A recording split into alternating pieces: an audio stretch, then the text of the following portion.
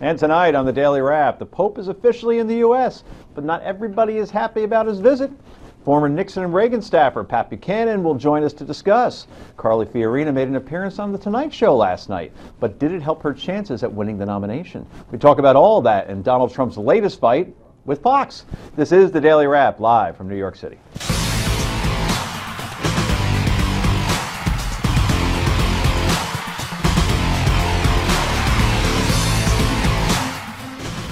And welcome to the show, everybody. I'm Joe Concha, along with my co-host Rick Unger.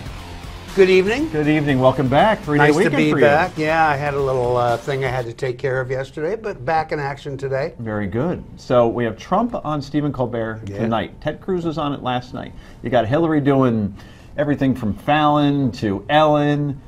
Is it now a prerequisite to get a nomination by winning the late night vote? It is very interesting. I mean, obviously it's been done before, but everybody is racing to it this time. And, you know, it does present a good forum to show the more human side of yourself. I mean, we talked about this last week. I thought Hillary maybe turned in the best performance of her campaign on Jimmy Fallon. Now, that's not normally the way it goes, but it did this time. And we have the tape. The poll numbers actually went up a tick, so maybe Rick was right after all. Two Nostradamus is right. He's a former FBI special agent, a former Navy SEAL, and currently the president of Continued Services. Jonathan Gilliam, Sans Jokes, is here. That's right. No stand-up today. Good for you. Stand-up. All business for Gilliam. Let's get right to the Daily Download.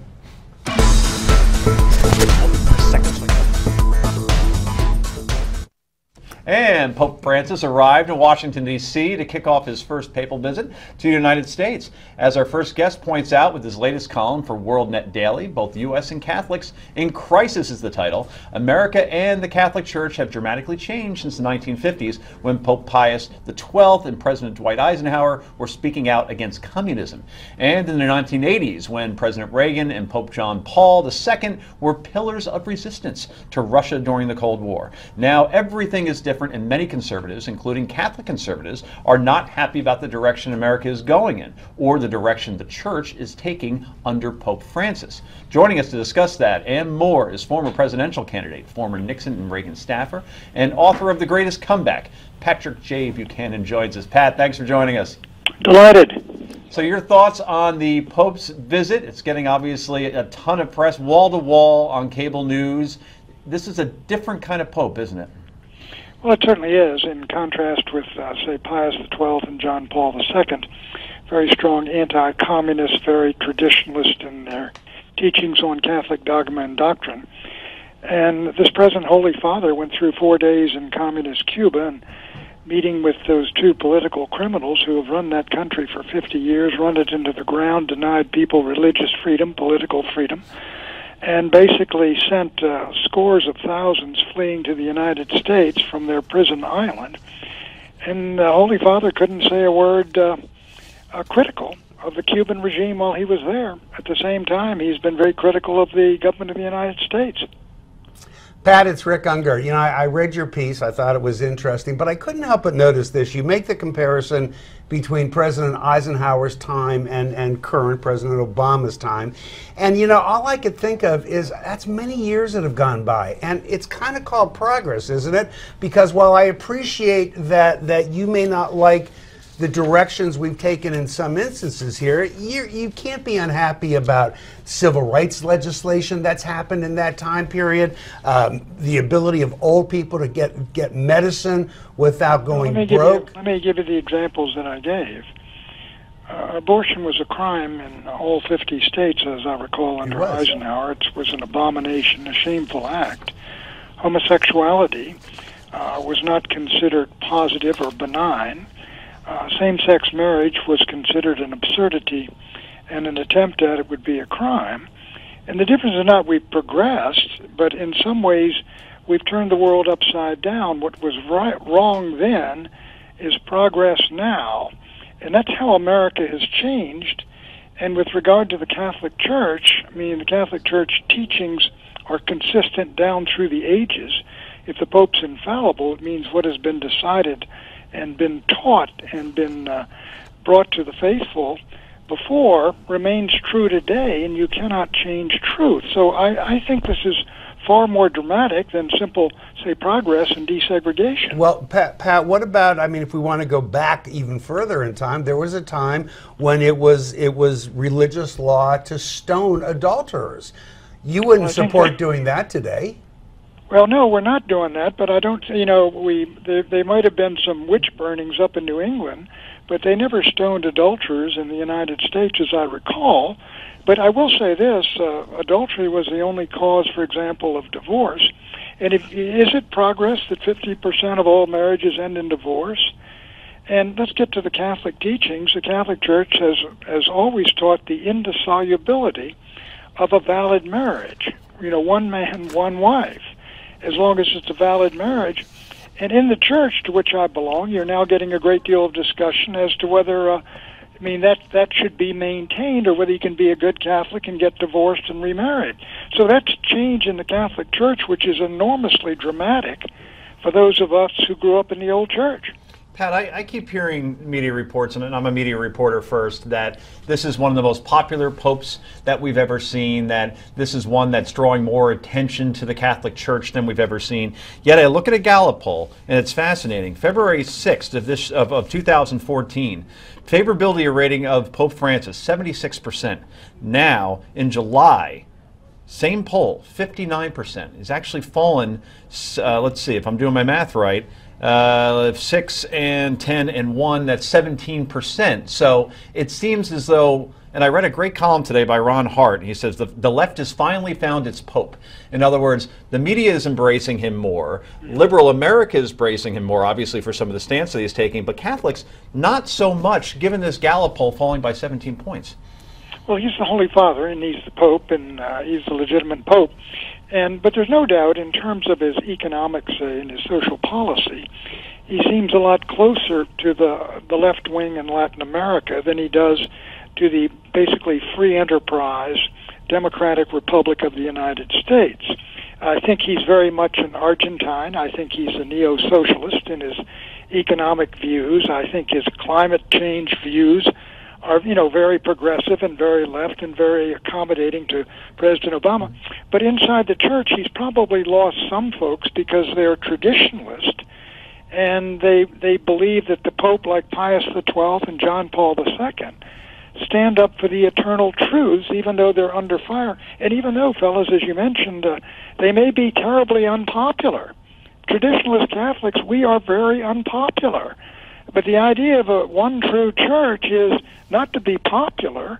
I mean, good heavens, the founder of our church was crucified because he wasn't popular. He went the wrong way when the locals thought he was going to establish an earthly kingdom. Are you surprised, Pat, that this trip has been so politicized, particularly by this White House inviting the folks that they have there? That obviously flies in the face of some more traditional Catholics, whether it be LGBT. Well, I'm sure they're fine folks, but I do think there's a bit of a in-your-face bringing out folks who represent causes which are direct contradictions of Catholic teachings and public defiance of them, and bring them into the, basically almost into the receiving line. And we have about 10 I don't seconds. think you do that. And so I would disagree with President Obama on that. Okay. But the idea that the Holy Father is coming to Washington, D.C. and New York and Philadelphia, I think is a good thing. Okay. Pat, we want to continue this conversation after the break. Please stay with us. Coming up, more on the Pope, more from Patrick J. Buchanan. Stay right there.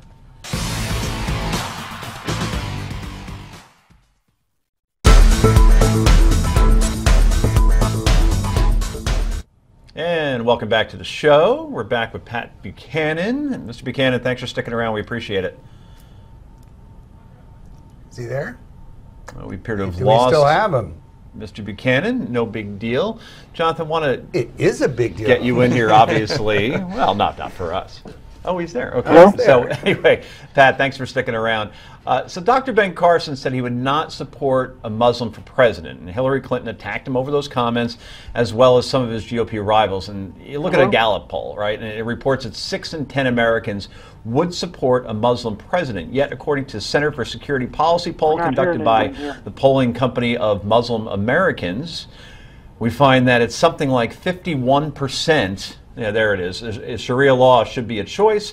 29% say violence is acceptable against those who insult Muhammad. So wanted to get your thoughts on the controversy, obviously, that was stirred by Ben Carson during his Meet the Press appearance this week, and if you agree with him or if you think that this is more of a constitutional issue, and obviously there is no religious test when it comes to that.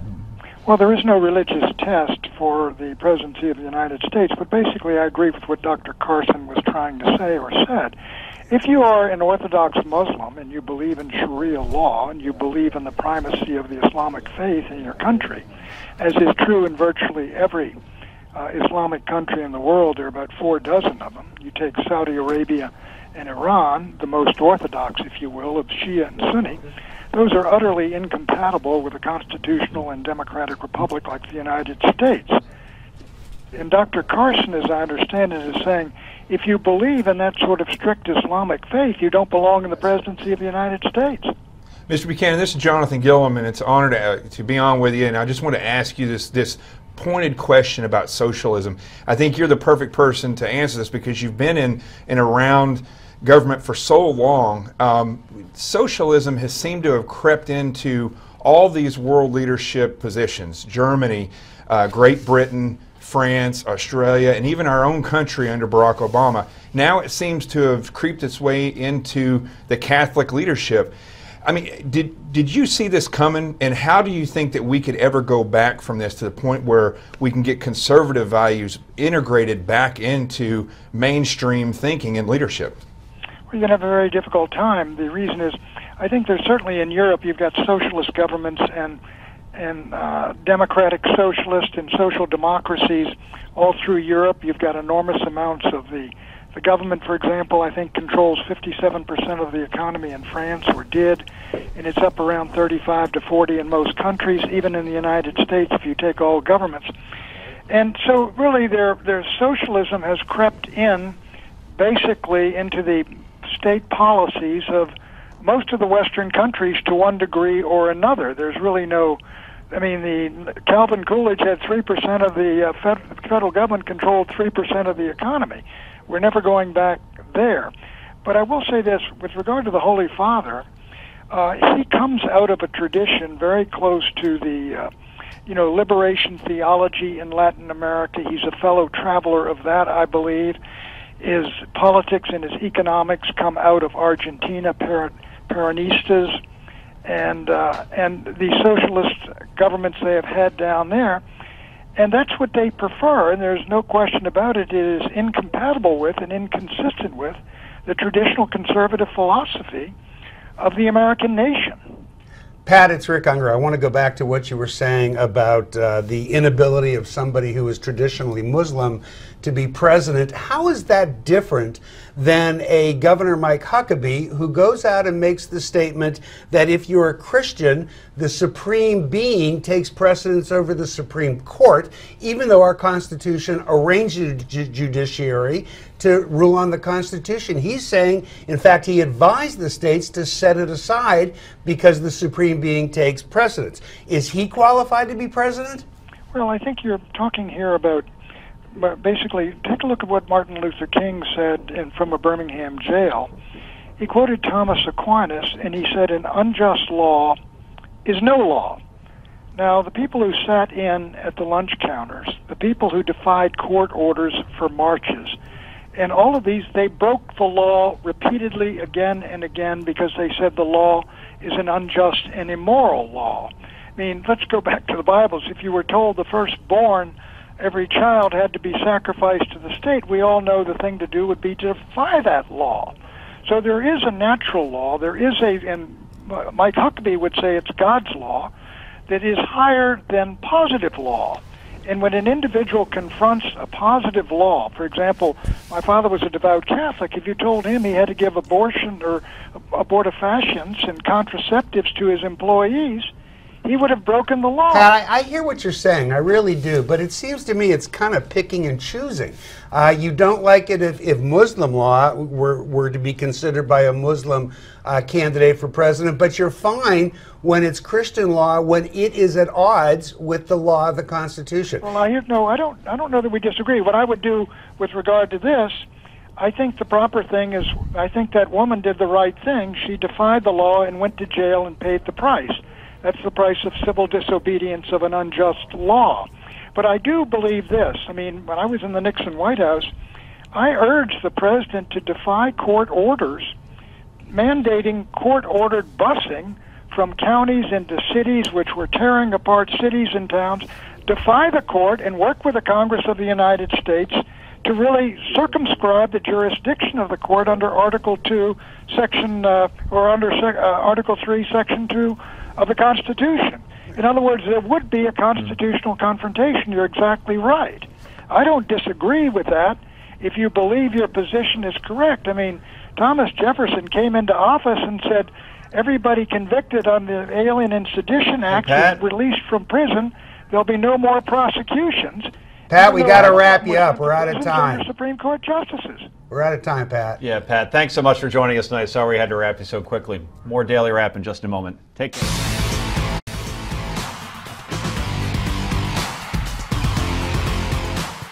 And welcome back to Daily Wrap. The latest CNN poll conducted after last week's GOP debate shows Donald Trump taking quite a hit, dropping 8 points, while Carly Fiorina was the big winner with a 13-point surge.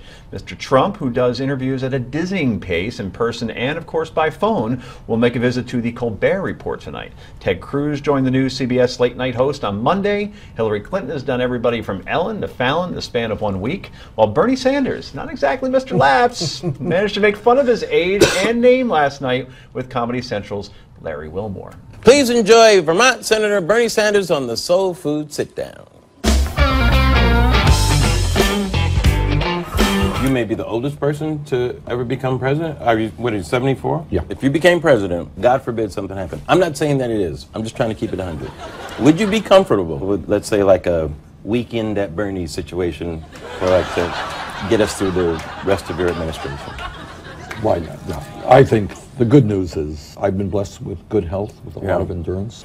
If you could just do this for me, just in case, Bernie, could you just put these sunglasses on just for a second? Absolutely. Thanks. Just in case we have to do the weekend at Bernie's thing. How's that? That's awesome. And just kind of go like this. How's that? That's fantastic. Have you done that already? Oh, that's awesome. Go on. Yeah. No, you can keep those. You might need them. So, hold on to those. Larry David is so playing him in an upcoming movie. No question. That was great, though. Yeah, the question is, did Bernie Sanders know the movie Weekend at Bernie's? Did he have any idea what he was talking about? 1 in 10 shot. Yeah. Yeah. So we keep hearing about that this is the most important election of our lifetime, with serious issues facing this nation during serious times. But at the same time, from the Fox debate to the demolition derby that was the CNN version, this road to 2016 seems more of a personality contest than anything else so far. Which brings us to the hottest candidate in the race right now, Carly Fiorina. As we mentioned, she's up 12 points from 1 week ago after a commanding debate performance. But one criticism, including from our own Rick Unger, is that she doesn't smile enough, that she may come across as too cold. The man has a point. So, how did she do in her lightest interview environment out there when she joined the Tonight Show last night? Take a look. Donald Trump has recently said that that Vladimir Putin is saying he wants to meet with Trump when he comes here. And that he wants to sit down and have a conversation with him. You've met Putin. I have. Well, the two of them have a lot in common, actually. But we'll just leave it at that. Okay, off to a good start. Solid laugh there. Let's see if she can keep up. As a formidable adversary. He's very confident. He actually can be quite funny and charming. Yeah. But he's a KGB guy. You know, we should never forget this. And he lusts for power, and he's gathered up a lot of it. And he's a very bad actor, and it's a very bad thing that his fighter jets and his soldiers are sitting in Syria right now. That's a bad thing. Yeah. By the way, I wouldn't talk to him at all. I think Donald Trump is wrong. I think we've talked way too much to Vladimir Putin. What I would do is immediately begin rebuilding the Sixth Fleet. I'd rebuild the missile defense program in Poland. I'd conduct regular military exercises in the Baltics. I'd put a few thousand more troops into Germany. I certainly would have been leading in Syria 3 years ago. Because Obama and Clinton haven't, we have far fewer options here. I'm thinking that conversation didn't go the way Jimmy thought it would, No. that it went too much into a talking points kind of scenario that's worked for her in the debate and in interviews. Except that they were wrong.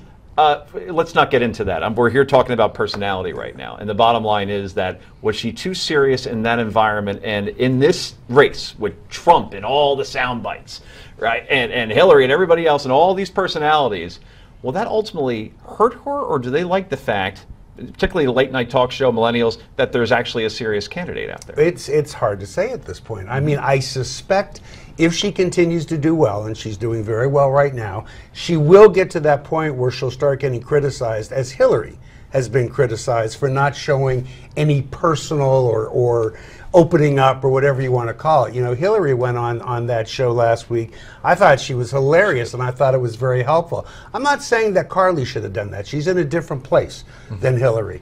But if you're going to go on and play it straighter, you know, don't repeat facts. It does bother me that weren't right in the first place. But, you know, we'll see how it I wonder if she laughed it up and was all cheery, that people would say, phony, you're just playing to a crowd. You know, they might like the fact that she went down that road. Interesting thing about her on that show was, if she would have laughed and mucked it up, I would have been saying the same thing I said about Hillary, which is she's in no place right now to be mucking it up because the country is in such bad position. Right. At the same time, though, she comes out there and does what you said, acts serious, and spouts off facts that, listen, I'm a military person. Her facts don't mean anything to me. Well, let's get into that, because Rick said that she was factually wrong. So why don't you 10 seconds to read? We're already done. Well, we I guess we don't get to go into it. Just didn't matter what she said, because it didn't matter. It's just fluff. Yeah, fluff. But do you think fluff is necessary? Well, we'll see. Okay. Carly Fiorina is surging in the polls, but does she have what it takes to be America's next commander-in-chief? Well, find out with this special free offer from Carly Fiorina's book, Rising to the Challenge. This is a must-read for all conservatives, and it's free as part of this special offer. Just go to newsmax.com/Carly or buy a copy of Carly Fiorina's book, Rising to the Challenge. You could get it online as well. A lot going on here. So, coming up next, Donald Trump and Fox News at war again.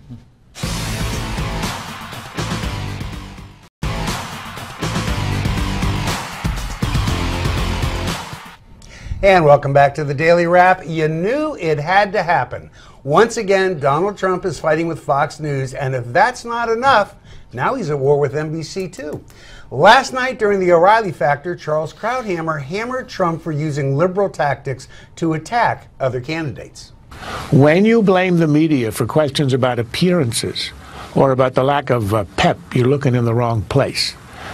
Those issues were raised by Donald Trump, the runaway front runner. He's the one who said of Carly Fiorina, look at that face. That was not an invention of the liberal media. And he's the one who's gone on and on and on in just about every speech about how his supposedly primary establishment opponent, Jeb Bush, is a very, very low-energy guy. So Trump didn't much care for what Krauthammer had to say. So he took to Twitter, posting the following. At O'Reilly Factor, why don't you have some knowledgeable talking heads on your show for a change instead of the same old Trump haters? Boring. Then he tweeted, at O'Reilly Factor, was very negative to me in refusing to post the great polls that came out today, including NBC at Fox News. Not good for me. Then, let's see, Bill O'Reilly responded this morning on the Today Show saying this. I've known Trump a long time. He wants people to like him. When people criticize him, he takes it personally. And then, you know, this machine, this tweeting thing, that's like the worst thing you could give Donald Trump is his tweeting thing. So I just think this is just an extension of his reality show, The Apprentice. This is just theater right now. So, you know, O'Reilly could have a point here, guys. I mean, look. All the way through this, Trump has made a big fuss every time he had a great poll result, and he's had many great poll results. Then the CNN poll comes out earlier in the week, and he took an 8-point dip. And what does he say? He says, "Oh, it's just polls. We know they don't matter this time in the race." I mean, come on. So is it just theater, Joe? It's a lot of theater. It's a lot. Theater is what's fueled him. He made a great point on the Today Show. He's being interviewed by Savannah Guthrie. And Guthrie leads. Her first question is, you've dropped 8 points in the CNN poll. Fiorina's up 13. What do you think about that? And he kind of looked at her and said, wait a minute. That's an NBC poll Right. that shows that I'm up 7. Yeah, you're running with the CNN one. We're going to talk more about this later, but I think Trump has some good points, but he's got to grow up. Grow up and get off the Twitter, please. Jonathan, you are a supporter of Trump. At least I believe you are, right? I'm a supporter of the things that he says. Okay. So, do you think that most of what he's saying is all about theater, playing politics? I mean, or is he just in your mind telling the truth? You know, I think he's smart enough to play, from what I'm seeing, he's playing to the field while that works. And what I would like to see now is a shift to where he's saying in-depth, real facts. Because we've all been waiting for that. Well, as we just, happening. And it's not really happening with anybody. As we just saw with Carly Fiorina, she goes on the Tonight Show and she says facts that don't really make any sense militarily. She says that Putin is not that smart. Putin's very smart, and he's a trained KGB officer. And she said she wouldn't talk to him. That doesn't make any sense. I think right now is Trump's time to pounce and start giving facts. If he did that, now's the time when I think they'll start taking him more serious. But how do you continue this whole thing of I'm from the outside, I'm not a politician, and then one day you think the polls are everything, and then the next day you think they don't matter because you don't like the results. I think the poll. You know how I feel about polls. I think the polls are the same as Twitter. You know, you get 5 people telling you that you're fat, and 4 people telling you that you're fantastic, and 10 people agreeing with you. You know, you have to take it, for what it's worth. Right. I mean, the poll alone, what they just did about the Muslims, supporting or about people supporting a Muslim president, 60%. Where did they do that? Dearborn, Michigan. I mean, it's like you have to take these polls for granted. For what they are. I think we have the Trump clip, by the way. Well, yeah, as Joe was just mentioning, we should talk about Trump's issue with NBC. Although the CNN poll had Trump dropping 8 points, the latest NBC poll has Trump gaining 7 points, leading with 29% of those polled. Trump was asked by NBC's Samantha Guthrie about the drop in the CNN poll, but she never bothered to talk about the NBC poll, which understandably bothered the Donald. As far as the polls are concerned, the only poll you didn't put up was the NBC poll, where I'm way at the top. I'm much more than double, and I don't understand why NBC is using a CNN poll, which was also a good poll. I'm leading by a lot. But the NBC poll that you announced yesterday was fantastic, and you didn't talk about that. No, I meant to. Well, I tried to. No, I'm just saying this. Why aren't you talking about your own poll? Why are you showing a CNN poll, which is very good, but not as good as the one you put up yesterday? Well, I should have mentioned our NBC poll by name, but I did say at the outset that you were leading in every poll, and I meant... But you put up the CNN poll, you didn't put up the NBC poll, and you're the ones that are paying for the NBC poll, so I don't get it, other than the NBC poll is a very good poll for Trump. Okay. And he's exactly right. And she did kind of cop to it. This is why people are rooting for Trump, because they see him as an underdog against the media. All right, guys. So is Donald Trump right to nitpick about the polls, or is he being just a little bit dramatic? Go to newsmaxtv.com/comments and let us know. Let us also know your pick for the 2016 nomination by going to newsmaxpolls.com. We'll be right back.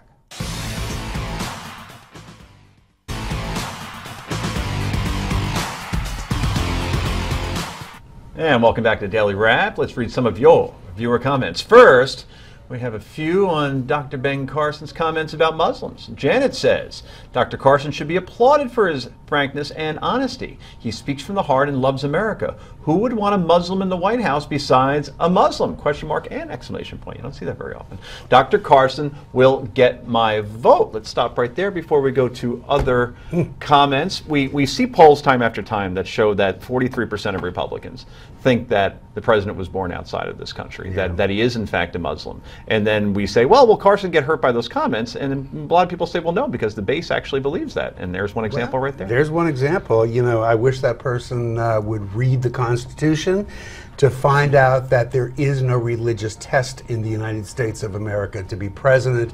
That was the founders' design. If you think you know better than the founders, then you might want to amend the Constitution. Off the top of my head, it was Article 6. It was Article 6. Paragraph 3. Boom. Let me just say this, that I think the American people should listen to that, but they should also be smart enough to realize, I agree with Dr. Carson in this, I think that the American people need to realize that until the Muslim population starts standing up and policing their own, they should not vote for a Muslim president if one ever runs. First of all, whether they police their own sufficiently enough, which we could all agree that maybe they don't, that is wholly irrelevant to the point. There is nothing more important in how we govern ourselves than the United States Constitution. The people have the right not to vote. Excuse me. Well, they can not vote for them if they want. That's what but I'm saying. The point is that you don't disqualify somebody because of their religion. The people can. Well, they can if they don't vote. That's what I'm saying. The people need to go and not vote for a president that's running that's Excuse me, that's not what his point was. His point was not you shouldn't vote for him. His point was there shouldn't be a Muslim president because it's inconsistent with our Constitution. And as I think I made the point with Pat Buchanan earlier, there are Christians like Mike Huckabee who also take positions that are inconsistent with our Constitution. Guys, you can believe whatever you want. That's your right as an American. The difference is in the fundamentals. Excuse me, let me finish my point. You can be what you want to be, but don't sit there and say, I strictly believe and uphold the Constitution of the United States, but only when it works for me. But the differences are in the fundamentals of the two religions. And that is the thing that we need to start looking at. And that's what people are looking at. President. If I may, and go in a slightly different direction. You know what really bothers me? That we're talking about this stuff all the time. That the Sunday shows are constantly about all social issues and faith, and we don't talk about economy or jobs. But we're doing it too. You brought it up for discussion. But I didn't bring it up. Janet brought it up. There is a problem with that, and that is that people are dying overseas being attacked by Muslims, and American citizens have a problem with that. And yeah, and in World War II, people were dying and being attacked by Christians. So let's talk more about ISIS strategy by Japanese and Germans. No, let's talk about more like ISIS strategy or something. Like this comes up in the debates and it comes up in the Sunday shows. And the media is not being responsible in this regard. We're more of an entertainment show. It's different, right? Anyway, Mark says, regarding Barry or Obama, nobody can agree where he was born, who his parents are, where he went to school. There's talk of multiple Social Security numbers. Really? His Muslim Marxist mentors. He is a true Manchurian candidate. Islam is not a religion. It is a social structure that is equivalent to the Dark Ages. Certainly not for America. I don't even want to discuss that. Do you happen to see Huma Abedin decided to weigh in on Ben Carson's comments about a Muslim president? Is that a... We got a tweet. Is that a tweet? What is that? We got a tweet.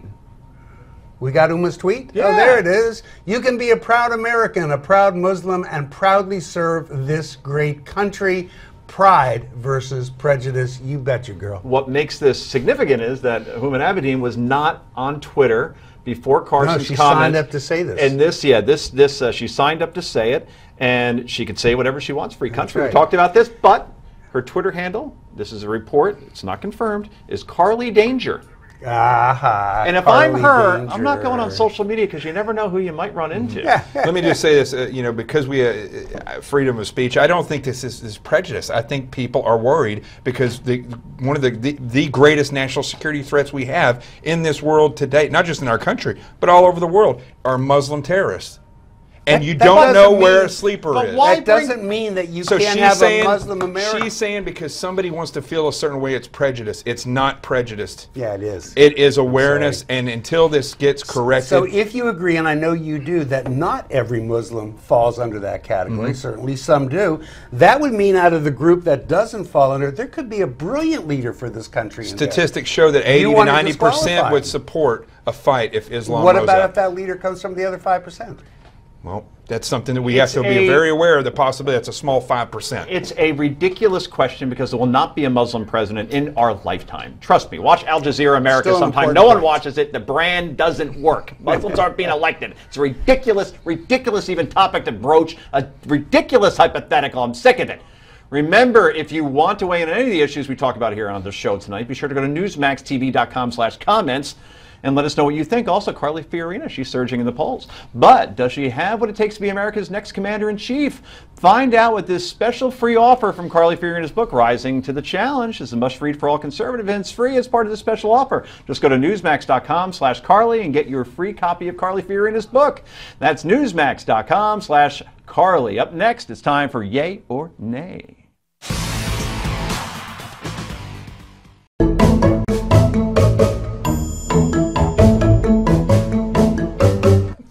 And welcome back to Daily Wrap. I would say it's time for yay or nay, but I'm making an executive decision here, an executive order. And the conversation has been nonstop since we went to commercial between these two guys, going back and forth. And you know what? We're going to preempt yay or nay. We've already said it all. You said it all? Yeah. You're done? I don't know. Yay or nay, we're done. You're sure? Yeah. Okay, You very won. good. No, 10 seconds your point, 10 seconds your point. That's all I want. I'm just saying that the American people should be smart enough to realize where the threat is right now until that threat is squashed, and until the Muslim population starts showing that they're going to police their own. Then we could vote for a Muslim president. Until then, I would not vote for one. And your retort?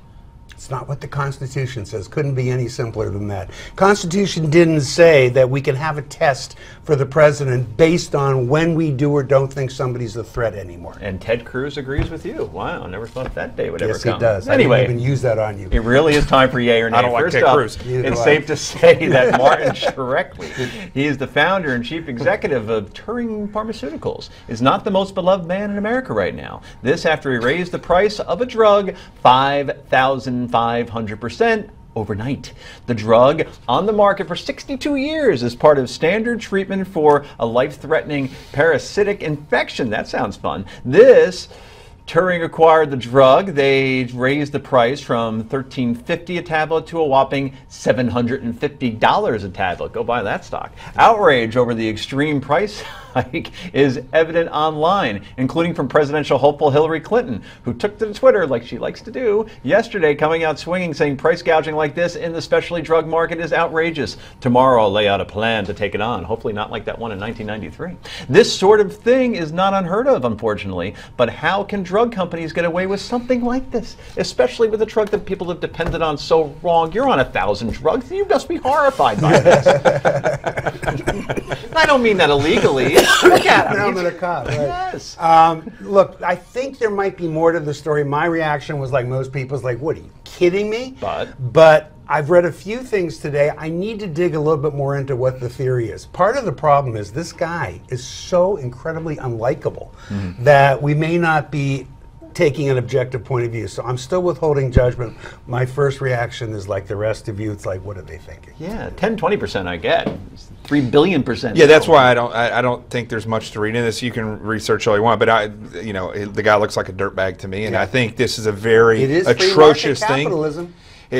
I think this is to the point where it's grotesque, and it's bastardizing what is capitalism. But see, now the way it's supposed to work in free market capitalism, if he's overpriced it, right, then he should pay the price because nobody will buy it. But if it turns out that you have to buy that drug for this disease, then free market capitalism says, get what you can get for it. So tonight, this Tuesday, we've had this one, Unger, agree with Cruz, and that one, Gilliam, agree with Hillary Clinton.